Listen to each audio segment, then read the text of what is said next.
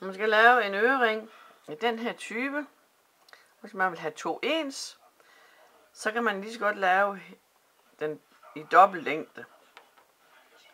Og det vil sige, at du skal have en her sort, det skal være udenom, og det skal ikke være i dobbelt længde først. Fordi når du begynder at rulle, så bliver det jo længere.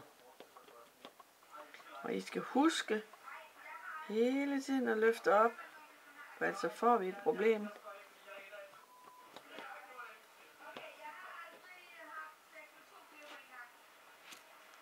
Så. Og den skal være, vi skal have en bredde på cirka 3 cm, hvor den kan nå rundt.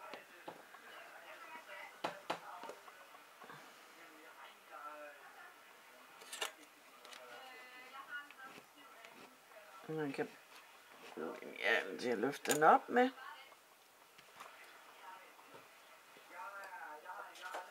Og også hvis man ruller på papir, så sidder den ikke fast.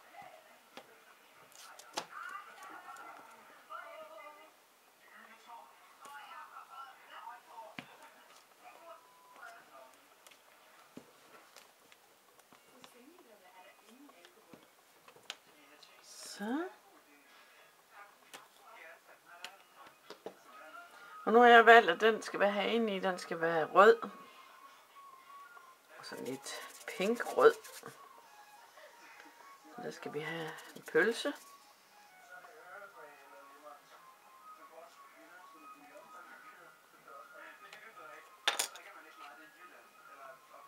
Og så skal den skæres af. Og som jeg viste før, om til, hvor man kan se, hvor det skal være. Og så skal den skæres af.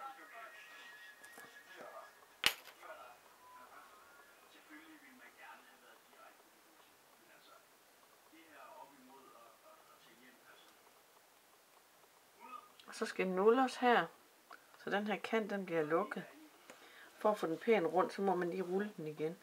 Der er altså lidt forsigtigt. Så.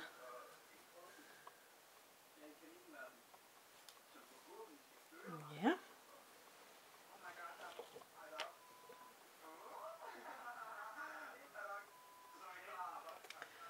Så nu er vi faktisk ude i, at jeg har fået lavet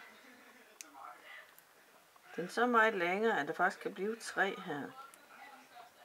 Men man kan godt skære 3. Så, det mest fantastiske lakridsstænger.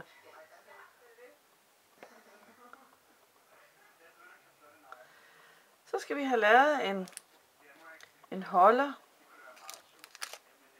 Fordi når vi har haft dem i ovnen, så skal øreringene jo sættes i sådan en her. Men der skal jo være en holder i, og der laver vi dem på den her måde. At vi tager en perle, en lille perle, som sættes på her. Du kan se, den sidder der. Og så skal den her bøjes op, og der skal ligesom lige laves en snoning. Og den skal være helt tæt ind langs med den anden, så det ser sådan her ud. Og den skal så stikkes op igennem her. Og være lidt forsigtig, så man får den op der, hvor man gerne vil. Og her kommer den til at blive lidt skrå.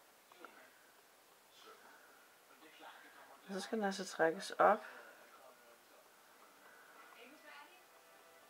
Sådan perlen, den sidder her. Fordi det vil holde på den, når vi er færdige. Så man kan altid lige, men jo mere man masser med det, jo mere risikerer man jo at. Og den her, den lader vi sidde, Fordi når den så har været i ovnen, så får vi den simpelthen herind i, kan I se. Og så har vi vores ørering, som hænger her. Den er lidt svær at se sådan her. Men den skal ikke med i ovnen, den her. Vi skal ikke bøvle mere med den. Så den skal sidde her. Det var den ene. De to andre kan man jo vælge at bruge enten. Man kan lave hul i den ene, og man kan lave en ørering til den anden. Man kan også hjælpe hinanden med at lave nogle ting til smykketing. Hvis du oplever, når du har sat den her i, at det ligesom er lidt forkert igen, så kan du simpelthen tage lige forsigtigt og rulle den. Lad være med at trykke for hårdt. Tag din kniv og skær her igen. Og nu kan du selvfølgelig kun skære ned til.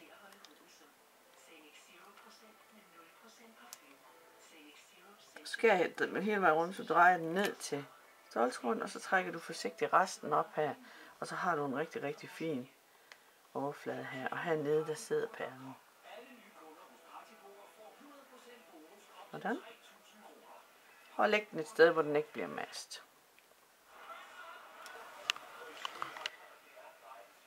Jeg har en anden metode til, når man skal lave 2 ens, og lave den her lange lakrids i en sådan lidt tykkere udgave. Og så lægger man den ned, og så ruller man simpelthen, indtil man har den længde, man skal have. Og så kan I se, at den bliver smallere og smallere.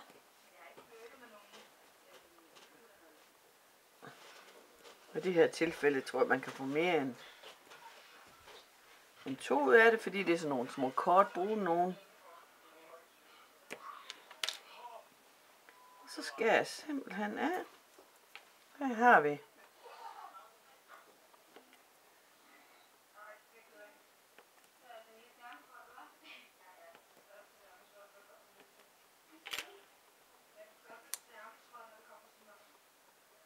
Så ikke helt